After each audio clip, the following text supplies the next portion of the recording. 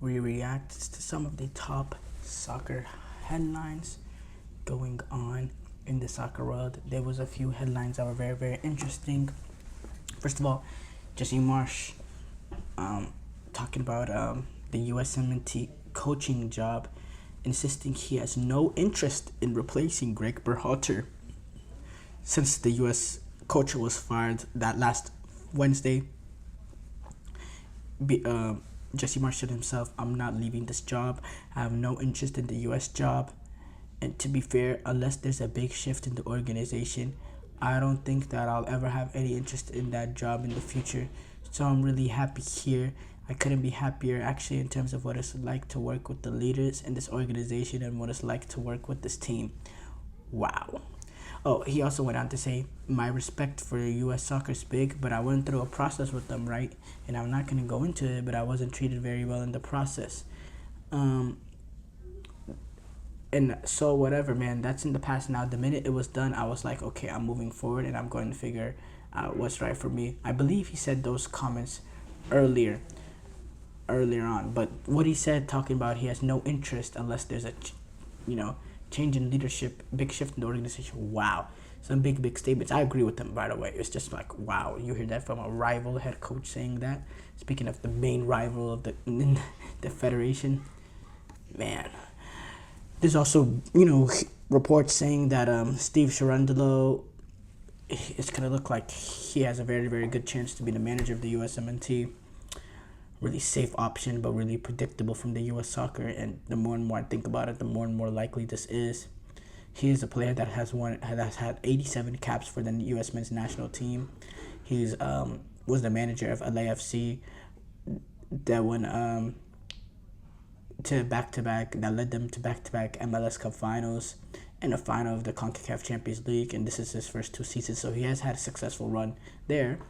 And in my opinion, better managing than Greg Berhalter. I think he's accomplished more, don't get me wrong. And he is a former U.S. soccer great. But I think it is a little bit of a safe job. But he was very, very tight-lipped talking about it in this press conference, saying, "I think it wouldn't be the right time to speak about other things. I'm LAFC coach, and I'm very happy to be LAFC coach, and we have something really good going on here. And we're excited to be in the semifinal. So I understand the ask, but I'm going to talk about LAFC tonight." I am LAFC, and he also said, "I am LAFC's head coach right now, and that is my job, what I do every single day. Tomorrow morning training is at 11:15, an hour later, and I'll be there for that." Interesting things going on there. But watching that press conference, it's clear he's trying to hide something. There's definitely interest from the U.S. soccer, and it's I'm interested to see how long it takes for the U.S. soccer to end up hiring him. Lamine Yamal, he came out saying that the photographs that are breaking the internet, which is really, it's crazy how they exist. How it even happened is so crazy to me. But the photographs of him and Messi being, Messi holding him as a baby, they were actually, hidden on purpose for a very long time because they didn't want comparisons with Messi, which would not help his career. It was Messi bathing a 6-month-old Lamal with his mother, with Lamine Yamal's mother, which was part of a series of photographs that were taken for a charity organization in Catalan. And obviously Lamine Yamal grew up in Catalan, and but Yamal telling sources, reporters, he said, "Obviously in the moment the photos were taken, I wasn't conscious of what was going on that age. My dad has the photos saved and they never came out, basically because we didn't want the comparisons with Messi. No one could be annoyed to be compared with the best player to ever play the game, but it's something that could work against you because you're never going to be like him." Yeah, that's for me, that's really, really crazy in the fact that not crazy, but I think Lamine Yamal's parents have done really, really well in terms of with his dad not releasing the photos and all of that, having the understanding of how it works, how pressure and all that works, and how it could be a detriment. Some fathers in other sports, they happen to increase the pressure on their players, but on their children unnaturally, but they do. What Lamine Yamal's father has done, being level-headed, shows the capacity he has, the mental capacity, and he's always around too, Lamine Yamal. So when Lamine Yamal is playing, so really hats off to Lamine Yamal's dad, who's done a great job raising a wonderful soccer player. Sources say Jimmy Lozano, is going to be replaced by Javier Aguirre, who's actually the manager of the 2020 Mexico team that reached the round of 16 and lost to Argentina. He was also the manager of the 2002 Mexico team that reached the World Cup round of 16 and lost to the U.S. And yeah, Jimmy Lozano, he's going to be replaced by Javier Aguirre. Lozano, who's really on the hot seat after a group stage exit in this Copa America, and it's told that he actually turned down an offer to stay on part of the Mexico setup to be an assistant for Javier Aguirre,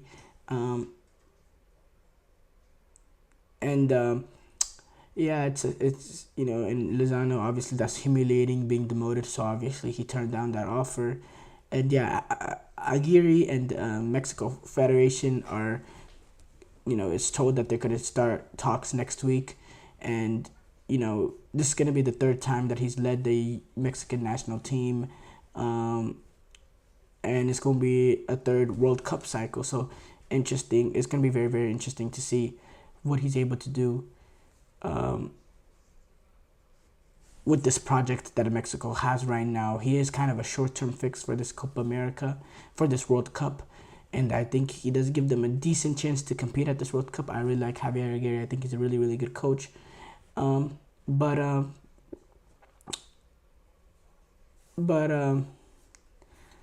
I don't think this is really going to change the world for Mexico. I think, they just need someone in there with experience. The quality amongst these players is not crazy, so I don't think it fixes the quality issue there. But, it is a better option than Jimmy Lozano. It is. Immobile, he leaves Lazio after 8 brilliant years for Lazio, being a great servant for the club. He left Lazio. He has left Lazio. And he's going to be playing at Besiktas with Jose Mourinho. It'll be interesting to see how Jose Mourinho deploys him and whether or not he could help Jose Mourinho and Besiktas take that next level into... Besiktas actually. No, Jose Mourinho coaches Fenerbahce, not Besiktas. But it'll be interesting to see if he can help Giovanni van Bronckhorst and the Besiktas take the next level and compete with the likes of Galatasaray and Fenerbahce. That'll be very fun to watch. Murat Yakin, after their very successful European Championships and the way that they played, obviously disappointing end in losing to England in the quarterfinal, despite having up to that point played a better football than them. He has extended his contract after the success of the European Championship. Keep in mind, this is a dude that was really under major criticism before the tournament. You saw some of the fallout he had with players like Granit Xhaka, but what they did at this European Championship, he has earned a contract extension, and it's rightfully so. Ollie Watkins actually came out saying Spain are the favorites to win the European Championship final, but England have plenty of weapons. He happens to be one of the few Englishmen out there, or English fans out there, saying that has a sense of reality. Spain. Danny Olmo, he came out with some comments saying England and Spain have been the two best teams in the tournament, and it's kind of justice, and those are the two teams playing on the final. I absolutely disagree with what he said, and I think it's a little crazy he said that with the fact that he played Germany, and he understood some of the suffering that they had to suffer through against Germany, and how brilliant Germany has been at this European Championship. I don't understand those comments at all.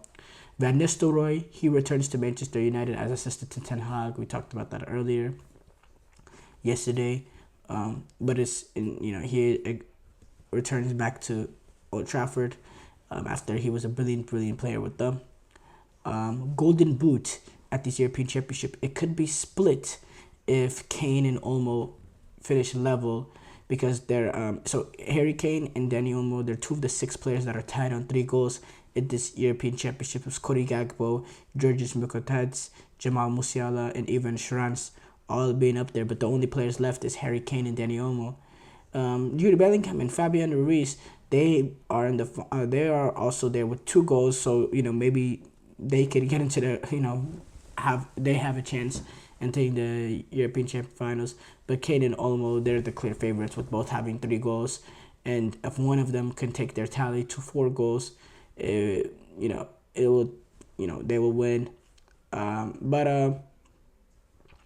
if with nothing separating the current 6 players on 3 goals, UEFA said that the top scorers will be shared unless a player can break the full goal mark, which will be interesting to see if six players win the Golden Boot. That would be funny.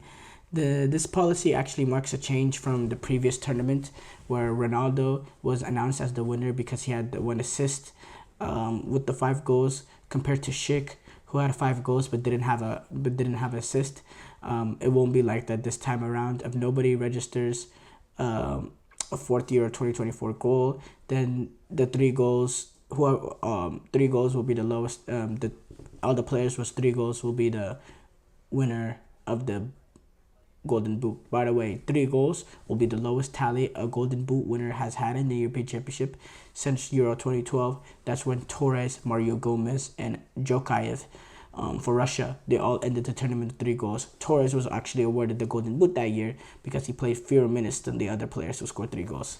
That's interesting stuff going on there. It's really fun to track these individual rewards. But thank you for tuning into the GSMC Soccer Podcast, brought to you by the GSMC Sports Network. We thank y'all for watching. Your support means a lot to us, so please remember to subscribe to the show and leave a positive review. It really does make a difference. We also invite you to follow us on Facebook, Twitter, TikTok, and Instagram for more content and updates. Thank you once again, and have a wonderful, wonderful day.